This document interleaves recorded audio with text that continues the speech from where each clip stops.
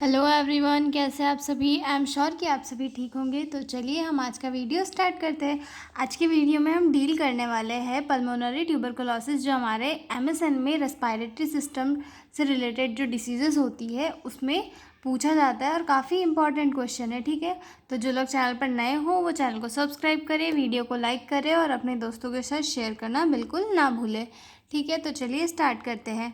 तो pulmonary tuberculosis होता क्या है। पल्मोनरी ट्यूबरकुलोसिस में क्या होता है, जो माइकोबैक्टीरियम ट्यूबरकुलोसिस बैक्टीरिया है वो हमारे रेस्पिरेटरी सिस्टम को ट्रिगर करता है और वहाँ पर इन्फेक्शन कॉज करता है, जिसकी वजह से जो हमें बहुत सारे सिम्टम्स जैसे कि फीवर, कोल्ड, कफ, ये सारे सिम्टम शो होने लगते हैं। ठीक है, और अगर ये सीवियर इस पर रही, मतलब इसको ट्रीट नहीं किया गया, तो ये धीरे धीरे जो है स्प्रेड होती जाती है, अदर बॉडी पार्ट्स को भी अफेक्ट करती है। ठीक है, तो सबसे पहले देखते हैं introduction. Pulmonary tuberculosis is a contagious bacterial infection that mainly involves the lungs but may spread to the other organs. मतलब पल्मोनरी ट्यूबरकुलोसिस जो है एक कॉन्टेजियस बैक्टीरियल इन्फेक्शन होता है जो कि मेनली लंग्स में होता है, लेकिन ये जो है धीरे धीरे बॉडी के अदर पार्ट्स में भी स्प्रेड होता है। ठीक है, tuberculosis is caused by the bacteria Mycobacterium tuberculosis. Tuberculosis जो है एक बैक्टीरिया से कॉज होती है जिसे माइकोबैक्टीरियम ट्यूबरकुलोसिस कहा जाता है। Common symptoms include persistence cough, chest pain, weight loss and fever. मतलब इसके जो सिम्टम्स हैं इनमें ये चेस्ट पेन, वेट लॉस और फीवर और कफ, कोल्ड, ये सारी चीज़ें देखने के लिए मिलती है। ठीक है, उसके बाद हाँ, एक और चीज़ जो जैसे कि मैंने ये बताया आपको कि ट्यूबरकुलोसिस माइकोबैक्टीरियम ट्यूबरकुलोसिस बैक्टीरिया से होती है। तो ये बैक्टीरिया जो है हमारी बॉडी में बहुत टाइम तक जो है रहता है, मतलब हमारे लंग्स में रहता है, और जब हमारा इम्यूनिटी जो है वीक होता है तब ये हमारी बॉडी पे अटैक करता है, और अपने सिम्टम्स शो करता है। ठीक है, डेफिनेशन देखते हैं। Pulmonary tuberculosis is a contagious bacterial infection of lungs caused by mycobacterium tuberculosis leading to symptoms like coughing, chest pain and difficulty breathing। मतलब ट्यूबरकुलोसिस जो है एक ऐसा बैक्टीरियल इन्फेक्शन है जो लंग्स में कॉज होता है, और किसके वजह से होता है, माइकोबैक्टीरियम ट्यूबरकुलोसिस की वजह से होता है, और इसके सिम्टम्स में इंक्लूड होते हैं जैसे कि coughing, chest pain, difficulty breathing, और ये सारे जो सिम्टम्स हैं ये इसके सिम्टम्स में शो होते हैं। इसका कॉज एक ही है, mainly mycobacterium tuberculosis droplet nuclei exposure to TB. मतलब जो पर्सन है अगर वो किसी इन्फेक्टेड पर्सन के कांटेक्ट में आता है और ड्रॉपलेट के थ्रू जो है वो उस पेशेंट की बॉडी में अगर बैक्टीरिया जो है इंटर करता है तो उसे ट्यूबरकुलोसिस की शिकायत हो सकती है। इसके रिस्क फैक्टर्स देखते हैं। Weak immune system, drug caused by IV drugs, drug abuse, मतलब ड्रग अब्यूज़ करने से भी। उसके बाद close contact to the TB patient, मतलब किसी टीबी पेशेंट के साथ क्लोज कांटेक्ट करने से जो है ट्यूबरकुलोसिस हो सकता है। क्रॉनिक अल्कोहलिज्म, लंबे टाइम से अल्कोहल का इंटेक करने की वजह से हो सकता है। कैंसर, हीमोफीलिया, इनके कारण भी हो सकता है। रेस, एज 15 टू 45 ईयर, मतलब इस एज के बीच में जो है पेशेंट को ट्यूबरकुलोसिस होने के चांसेस ज़्यादा रहते हैं।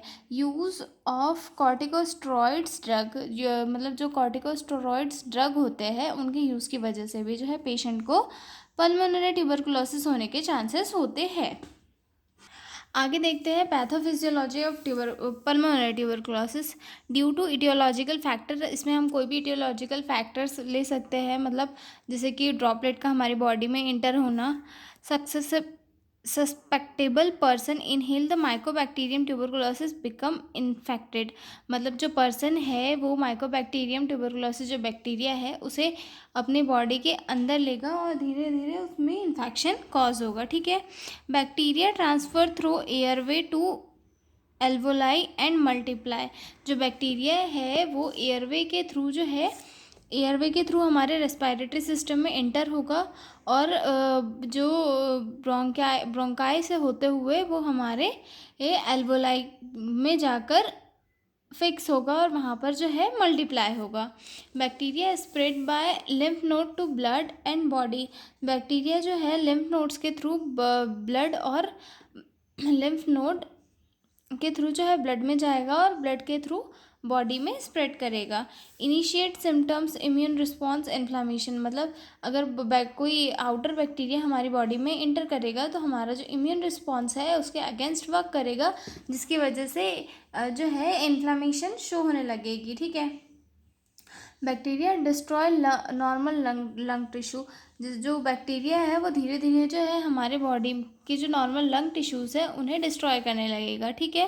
प्रोडक्शन पस cause mass lesions and necrosis, जिसकी वजह से क्या होगा, सेल डेड होने लगेगी, पस का प्रोडक्शन होने लगेगा और जो पेशेंट है वो धीरे धीरे जो है वीक होने लगेगा, उसे fever, cough, wheezing, chest pain, loss of appetite, breathing difficulty, इन सारी चीज़ों के जो है सिम्टम्स धीरे धीरे शो होने लगेंगे और पल्मोनरी ट्यूबरकुलोसिस कॉज हो जाएगी। तो जो बैक्टीरिया है वो पर्सन की बॉडी में इंटर करेगा, एल्वोलाई के मतलब एल्वोलाई में जाएगा काय के थ्रू, जो ब्रोंकाई या फिर अपर रेस्पिरेटरी सिस्टम के जो पार्ट है उनके थ्रू एल्वोलाई में जाएगा, वहाँ पर जाके मल्टीप्लाई करेगा। मल्टीप्लाई करने के बाद में जो है बैक्टीरिया धीरे धीरे वहाँ की सेल्स को खाएगा, जिससे सेल डेड होगी, जिसकी वजह से वहाँ पे क्या है, पस का फॉर्मेशन होगा, सेल नेक्रोसिस होगी और धीरे धीरे जो है पल्मोनरी ट्यूबरकुलोसिस के सिम्टम्स सामने आने लग जाएंगे। ठीक है। अब इसके क्लिनिकल मैनिफेस्टेशंस देखते हैं।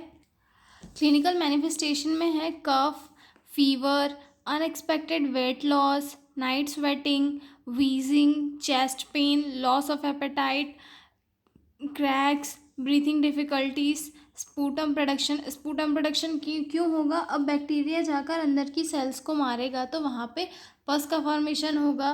ठीक है, इसीलिए उसके बाद ब्लड स्पूटम, ब्लड के साथ में जो है ब्लड भी आएगा स्पूटम के साथ में, इनलार्ज लिम्फ नोड्स होगा और जो लिम्फ है उनमें इनलार्जमेंट आ जाएगा, स्वेलिंग आ जाएगी और फ्लूइड अराउंड लंग्स। ये सारे जो सिम्टम्स है ये इसके क्लिनिकल मैनिफेस्टेशन में इंक्लूड होते हैं। अब इसके डायग्नोस्टिक इवोल्यूशंस क्या होते हैं। फर्स्ट आता है हिस्ट्री कलेक्शन। सेकंड मतलब उसकी पूरी हिस्ट्री लेंगे हम कि आप किसी पेशेंट के कांटेक्ट में तो नहीं आए थे जिसको टीबी है, ये सारी हिस्ट्री जो है हम लेंगे। उसके बाद फिजिकल एग्जामिनेशन करेंगे हेड टू टो। उसके बाद ट्यूबरकुलिन स्किन टेस्ट करेंगे जिससे मॉन्टॉक्स टेस्ट भी कहा जाता है। उसके बाद चेस्ट एक्सरे करेंगे, स्पूटम कल्चर करेंगे और acid first bacillus smear test करेंगे। ठीक है। उसके बाद आते हैं ट्यूबरकुलिन स्किन टेस्ट क्या होता है। A test that determine if the person has tuberculosis by injected a solution of purified protein derivatives under the skin, मतलब जो अगर किसी पेशेंट को चांसेस मतलब अगर किसी पेशेंट को सिम्टम्स दिख रहा है तो उसकी जो स्किन के अंदर होता है एक सॉल्यूशन डालते हैं जिससे कि उसका पता लगता है कि पर्सन जो है ट्यूबरकुलोसिस है या नहीं। ठीक है। आगे देखते हैं इसके मैनेजमेंट पे।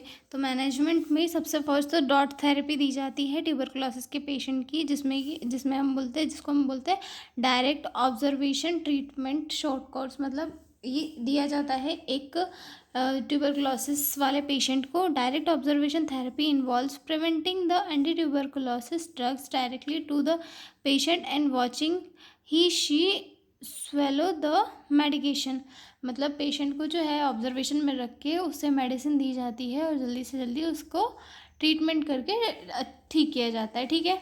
उसमें आते हैं एंटी ट्यूबरकुलर ड्रग, जिसमें first line anti tubercular drug आते हैं और second line anti tubercular drug आते हैं।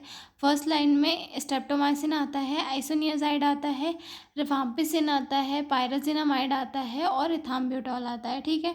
जो आइसोनियाजाइड है वो बैक्टीरियोसिडल है और जो पायराजिनामाइड है वो बैक्टीरियोस्टैटिक ड्रग है।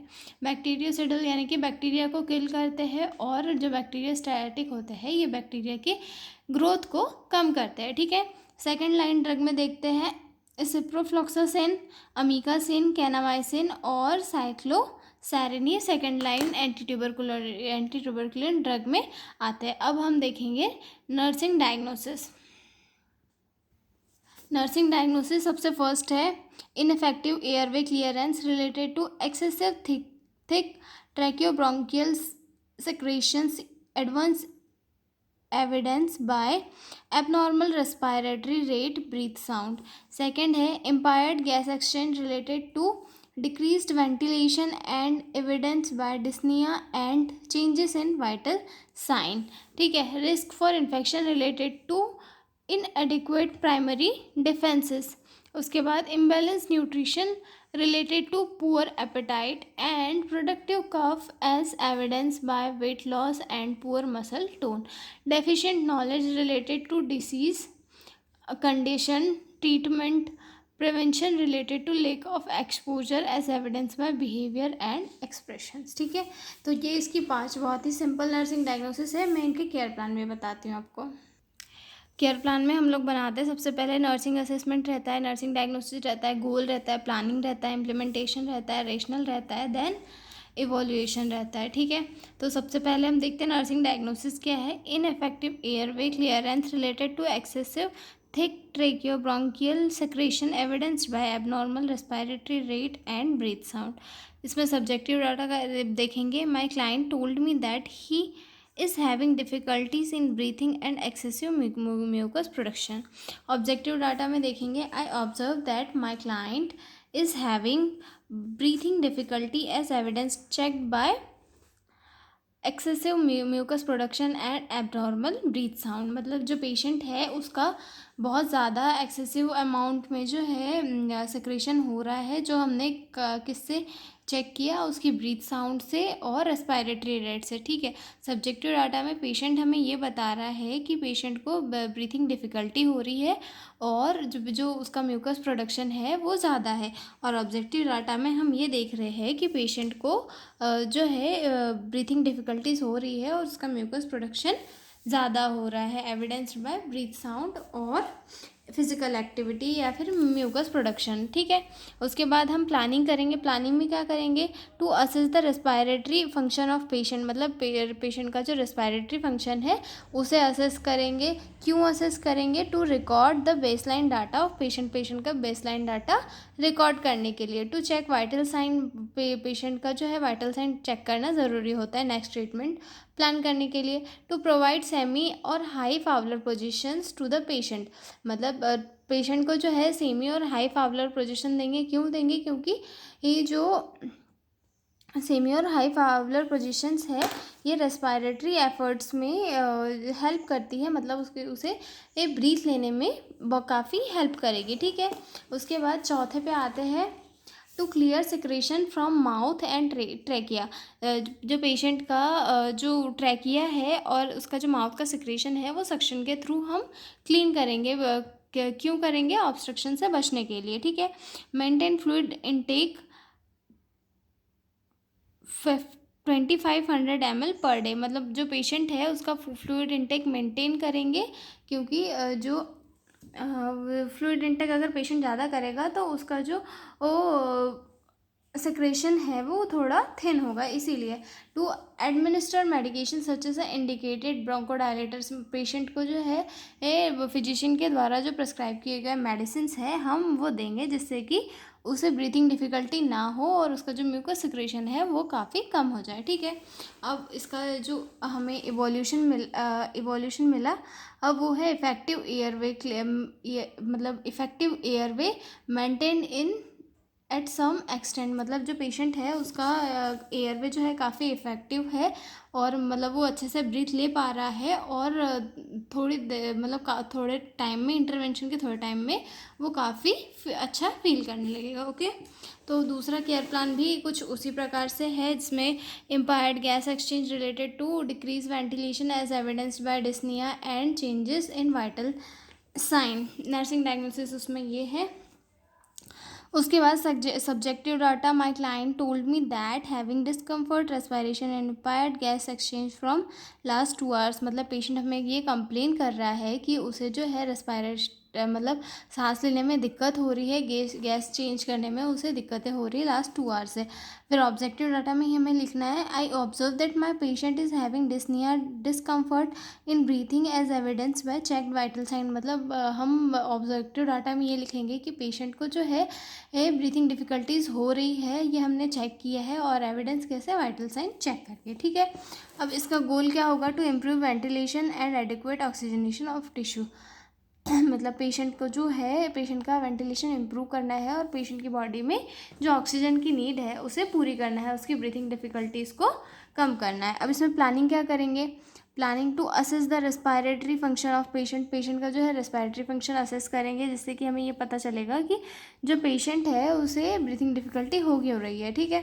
To check the vital sign check करेंगे, ठीक है। To provide supplemental oxygen as appropriate, अगर पेशेंट को ज़्यादा दिक्कत हो रही है तो हम उसे ऑक्सीजन थेरेपी देंगे, जिससे कि वो प्रॉपर ब्रीथ ले पाए, ठीक है।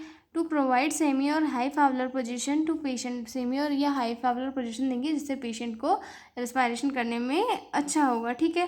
और नोट साइनोसिस और चेंजेस इन स्किन कलर, हम ये स्पेशली ध्यान रखेंगे कि बॉडी का कोई स्किन कलर चेंज तो नहीं हो रहा है, साइनोसिस यानी कि बॉडी नेल्स या बॉडी जो है वो ब्लूइश तो नहीं पड़ रही ऑक्सीजन की कमी की वजह से।